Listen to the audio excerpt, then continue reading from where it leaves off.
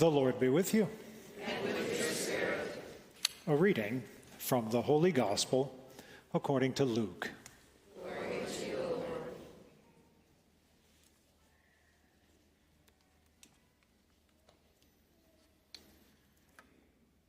The rulers sneered at Jesus and said, "He saved others, let him save himself. If he is the chosen one, the Christ of God." Even the soldiers jeered at him. As they approached to offer him wine, they called out, "If you are the King of the Jews, save yourself." Above him there was an inscription that read, "This is the King of the Jews." Now, one of the criminals hanging there reviled Jesus, saying, "Are you not the Christ? Save yourself and us." The other, however, rebuking him, said in reply, "Have you no fear of God?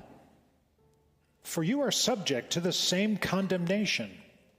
And indeed, we have been condemned justly. For the sentence we received corresponds to our crimes, but this man has done nothing criminal." Then he said, "Jesus, remember me when you come into your kingdom." He replied to him, "Amen, I say to you, today you will be with me in paradise." The Gospel of the Lord. Praise to you, Lord Jesus. Sins be wiped away.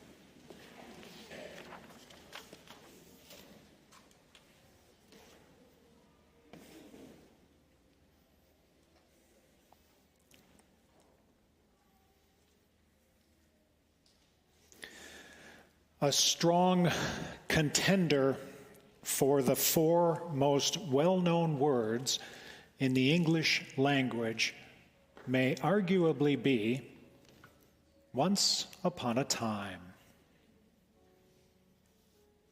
Whether we are children or adults, we love stories. Indeed, our love of stories is something uniquely human. From the earliest recorded cave paintings to the most modern movie, across time, country, and culture, humans are a storytelling species. One thing most of the great stories, the classic tales, have in common is that they're built around a common theme: the triumph of good versus evil. And we see that theme or motif in full display today in all of our three readings. In the first reading, we hear the story about the good King David versus the bad King Saul. In the second reading, we hear the story about the holy ones in light as opposed to the power of darkness. And finally, in the Gospel, we hear a number of contrasts between the good thief and the bad thief, whether Jesus should save himself or save humanity, and whether we should choose this life or the afterlife. So, having told you all of that, I want to tell you a story. Once upon a time, there was a war between the Greeks and the Trojans. After a decade-long stalemate, the cunning Greek hero Odysseus devised a plan to trick the Trojans. So, the Greeks built a large, hollow wooden horse and hid their best soldiers inside of it. Then they burned their camps and sailed away, pretending to have given up the fight. Meanwhile, the Trojans found the horse, and after some debate, they decided to bring it inside of their impenetrable city as a trophy and as an offering to the gods. They celebrated, believing that the war was over. But that night, the Greek soldiers hidden inside the wooden horse climbed out.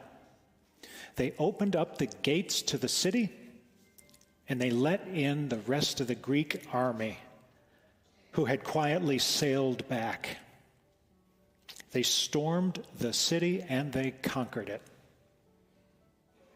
Even today, thousands of years later, we still metaphorically talk about the Trojan horse as a kind of a trick or a strategy that causes a target to invite an enemy into a securely protected place where they can be attacked.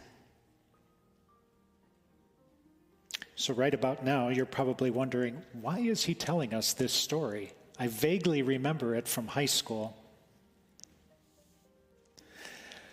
Well, it's because we know that Jesus dying on a cross isn't the end of the story.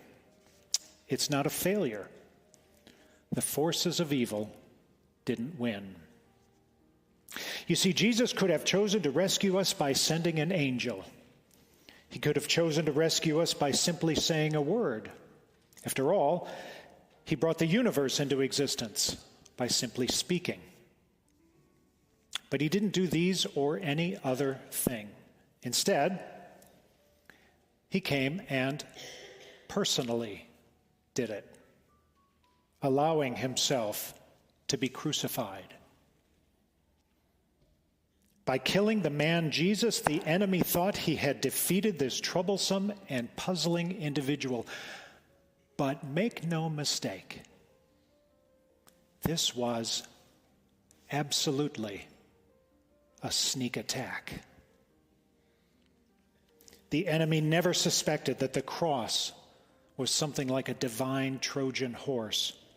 For inside the man Jesus was the second person of the Trinity, the one through whom all things were created, whether visible or invisible. And all of this, God did for you, by name, and for me. This is our King. A king who lays down his life for the creatures he made in his own image and likeness. A king who rescues those who are unable to get free on their own. A king who is love. There are two things the enemy cannot comprehend: forgiveness and love. What a delight, a joy, a privilege it is to serve under such a God who is willing to do that for us. And because of that sneak attack, good forever triumphed over evil. And all of us are able to live happily ever after. The end.